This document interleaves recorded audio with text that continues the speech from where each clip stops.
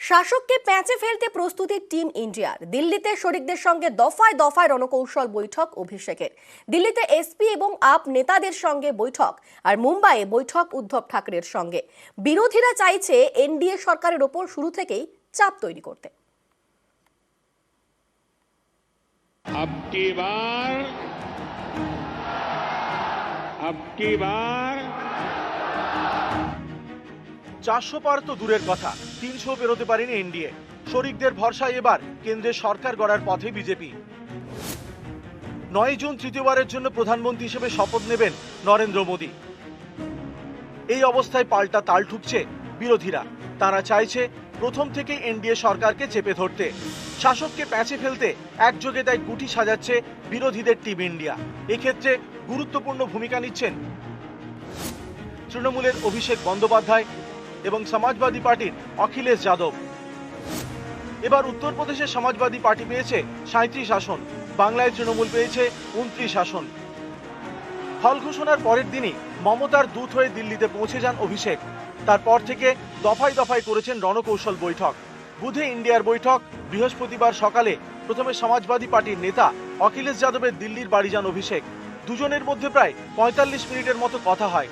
পরে অভিষেকের দিল্লির বাড়িতে যান আম আদমি পার্টির 2 শীর্ষ নেতা সঞ্জয় সিং এবং রাঘব চাড্ডা। প্রায় আধ ঘন্টা বৈঠক করেন। এরপর রাতে মুম্বাইয়ে মাতোশ্রীতে উদ্ধব ঠাকরের সঙ্গে বৈঠক করেন অভিষেক বন্দ্যোপাধ্যায়।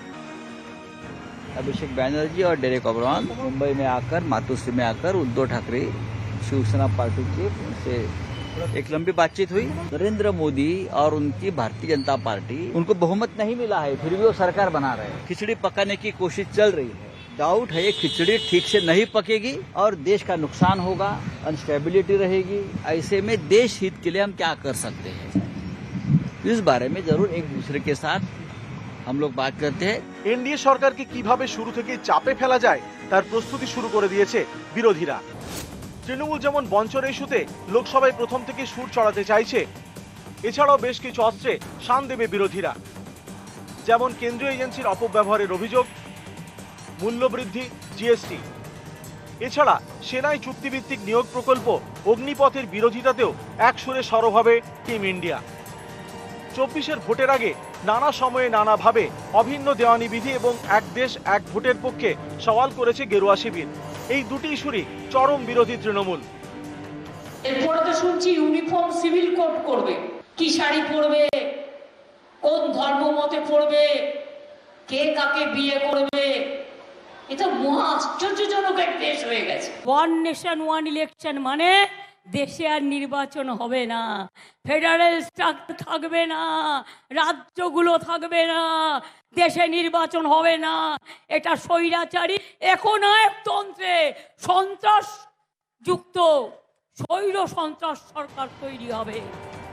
অভিন্ন দেওয়ানি বিধি এবং এক দেশ এক ভোট, এই দুই ইস্যুর বিরোধিতায় এবার লোকসভাতেও বিরোধীরা ঝড় তুলবে।